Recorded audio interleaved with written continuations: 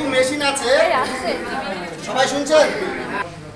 কিছু মেশিন আছে মধ্যিখানে অফ, নিচে অন, উপরে অন। নিচে অন মানে কি ভলিউম ছাড়া কাজ করবে, মানে মেশিন আপনি নিয়ন্ত্রণ করতে পারবেন না, ব্যাটারি যতক্ষণ জোর থাকবে সেইভাবে ও বার হবে। উপরে অন মানে ও রেগুলেটরের ইশারায় চলবে, মানে আপনি ওকে কম বেশি করতে পারবেন। সেই মেশিনগুলোর মধ্যিখানে বন্ধ হয়। এই মেশিনটার অফ অন এইভাবেই হচ্ছে, তার মানে যদি এই অফ রাখা হয় তাহলে রেগুলেটর আপনার কথা শুনবে, কম বেশি করতে পারবেন। যদি অন করে দেন তাহলে রেগুলেটর আপনার কথা শুনছে না, আপনি আর কম বেশি করতে পারবেন না। ওই জন্য এই মেশিনটাকে দেখে নিতে হবে যে আপনি রেগুলেটর কাজ করাতে পারছেন কিনা, স্পিড কমছে বেশি কিনা। এটা আপনার মেশিনে আপনি একদিন দেখলেই বুঝতে পারবেন, কারণ প্রত্যেকদিন আলাদা করে দেখার কোনো প্রয়োজন নেই।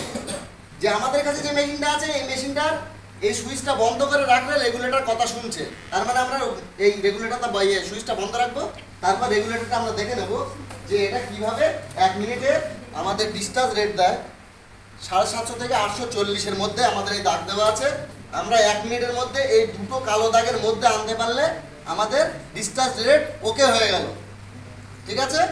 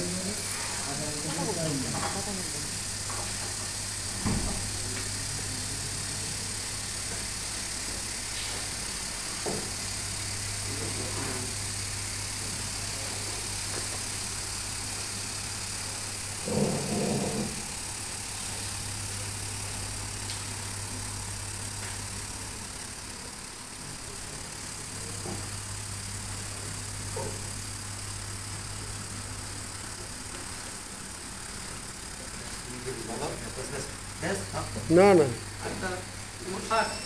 ব্যাস একদম দেখুন, এই যে কালো দাগ এটা হলো 750 দাগ, তাই তো? আর এটা হলো 840-এর দাগ, এর মধ্যে এই জায়গায় আছে, তেমন একদম ঠিকঠাক আছে। তাহলে ডিসচার্জ রেট মানে এরকমভাবেই মাপতে হবে। কিন্তু এইবারে মাপা হয়ে গেল, এইবারে আপনি একটু উপরে রেখে স্প্রে করবো যাতে শুকনো জায়গায় না পড়ে, কারণ এটা একটু জমা জল ছাড়া কাজ করবেন, যাতে জলে ভালোভাবে পড়ে সেই জায়গাটাতেই দেবো, যাতে বাইরে কোনো জায়গায় পড়ে নষ্ট না হয়, সেইভাবে ধরে দেবো। আর ঠেকিয়েও দেবো, জলে ঠেকিয়েও দেবেন না, আবার খুব উপরেও নেব না। ব্যারেলে পয়জন গোলার আগে মাথায় এটা নিয়ে নেবেন যে আমি ব্যারেল কাঁধে নেওয়ার পরে ডিসাইড হবে না স্প্রে কোথায় হবে। ডিসাইডটা আগের দিন হবে সার্ভের উপরে, কি স্প্রে কোথায় হবে, যে ডিসিশন হবে কবে, তার আগের দিনই ডিসিশন হবে।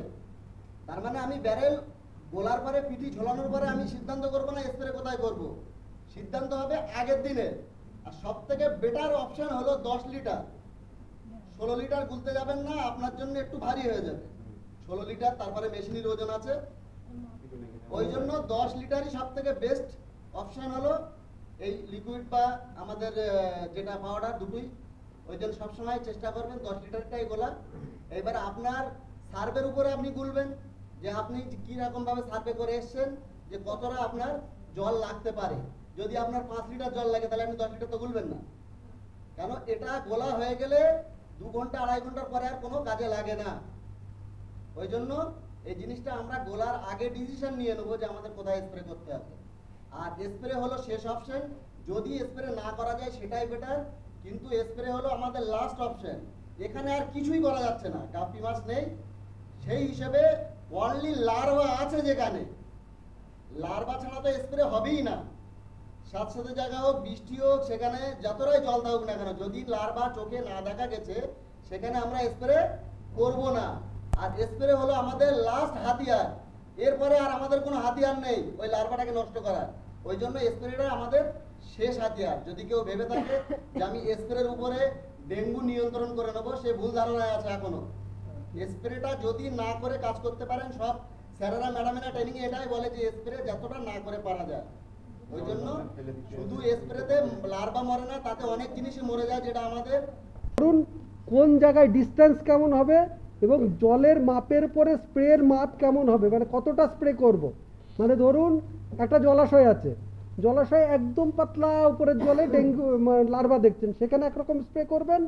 আবার ধরুন অনেকটা জল আছে, ধরুন ড্রেনের জলের গভীরতা অনেকটা বেশি, তাহলে সেখানে কি একই রকম স্প্রে করবেন? না, সেখানে তাহলে কীরকম স্প্রে হবে সেটা বলুন।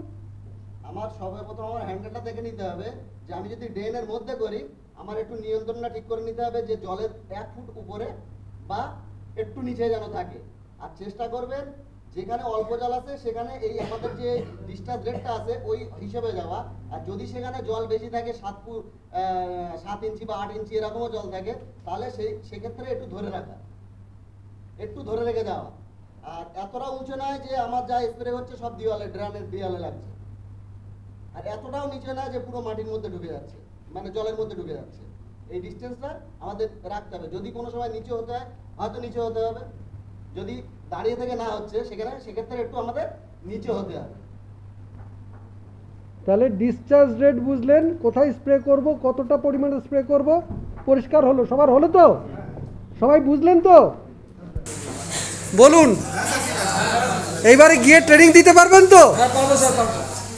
ব্যাস।